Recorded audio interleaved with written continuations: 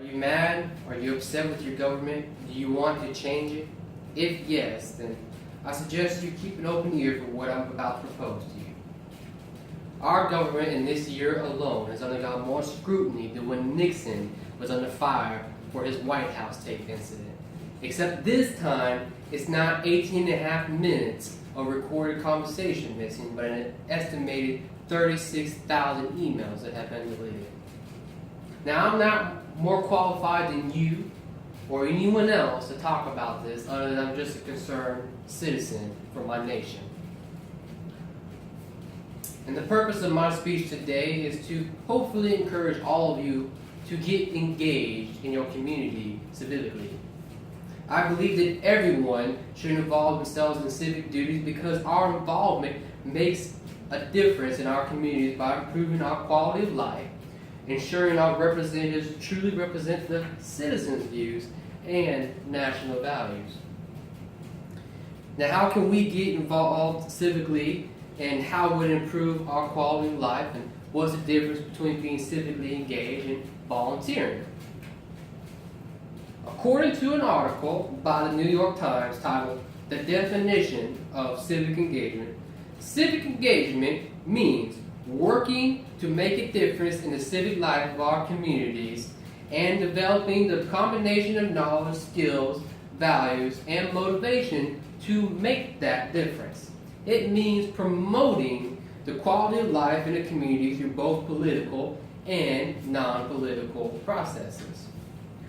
Which all sounds nice, but how does that differ from volunteering? Well, according to a blog by volunteermatch.org, the service category is not necessarily service within an organization. In fact, while as much as 90% of Americans are active in any given category, only 25% of people surveyed volunteer with a nonprofit. So civically active is not the same as volunteer. We should involve ourselves in our communities because we need to make a positive change in how our country is run dearly. By volunteering locally in your city, state, church, or community, you can actively make a difference in the leadership around you. Taking that first step is what leads to change in a nation from the outside in. In order for us to effectively have the leadership that connects truly with the heart of this once great nation, we need to uphold integrity and honesty above all else. Which raises the next question. How can we ensure that our representatives truly reflect our values? The answer to that is by voting, of course. Voting, sadly, is not utilized by every American citizen. According to the latest census report by Census.org, the population of the USA is 324 million people.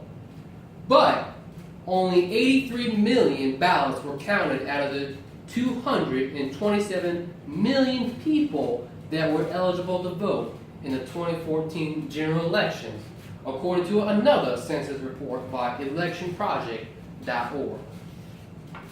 Now, I understand the argument that your vote does not count and the system's rigged because of all the elites.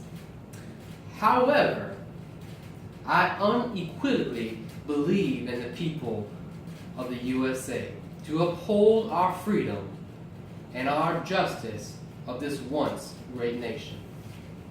With that being said, I encourage all of you here today that are enlightened concerning all the unholy facts about our two primary candidates, Hillary Clinton and Donald Trump, to outweigh the repercussions of how you cast your ballot tomorrow.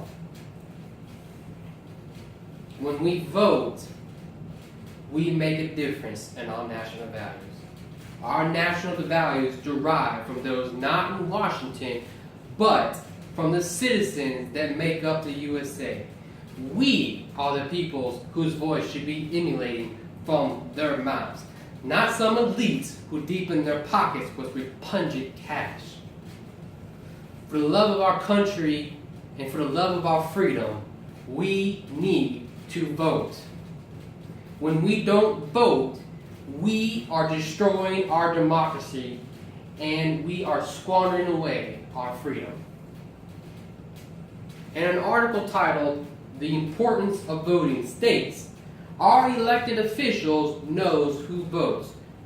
They know," which means they know who to pander to the most to gain their vote every election cycle. Think on that for a minute. In conclusion, we need to be active in our communities. We need to engage civically in our country for the purpose of ensuring our values are held. Now, you heard me once in the beginning of my speech say that I believe that everyone should be civically engaged in their communities, because our involvement does make a difference in our communities. And by improving our quality of life, ensuring our representatives represent the citizens' views and national values.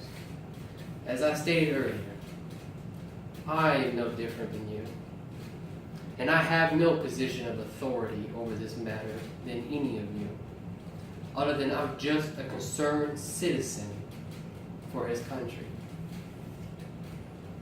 However, together, we hold all the power in this great nation. And when we unite as a people, and not by race, and not by some box that we check,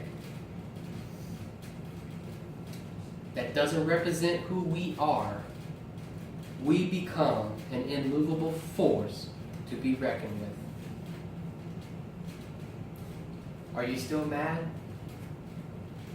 Do you want dramatic change in the government? Do you know what you need to do? If so, there is nothing more for me to say other than to go out and vote.